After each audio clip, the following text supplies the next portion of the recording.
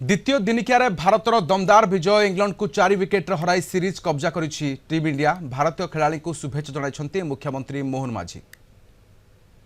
भारत सहित इंग्लैंड जो एक दिवसीय अंतरराष्ट्रीय जो क्रिकेट मैच है आमर ऐतिहासिक बारवाटी स्टेडियम रे मु निश्चित भाव में दुई टीम को अभिनंदन और शुभेच्छा जनाऊँगी।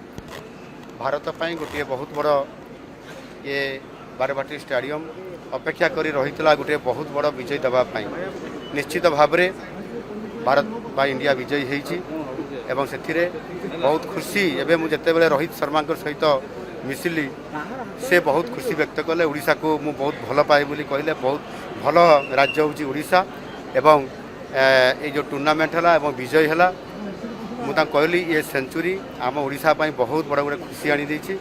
आगामी दिन में कटक को आहरी सुजोग आनिबार गोटे ये गोटे सुजोग आनी देछि।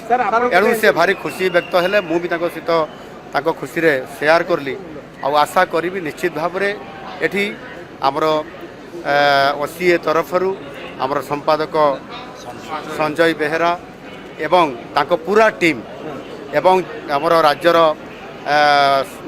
सरकार प्रशासन पुलिस प्रशासन साधारण प्रशासन समस्त एवं विशेष करके कटकवासी सहयोग रे आमर क्रीड़ा मंत्री आमर सूर्यवंशी सूरज विधायक सदस्य आमर समस्त भाई माने समस्त सहयोग रे बहुत बड़ गोटे सुंदर ये बहुत दिन पर गोटे खुशीर लहर ओडिशा को आसी।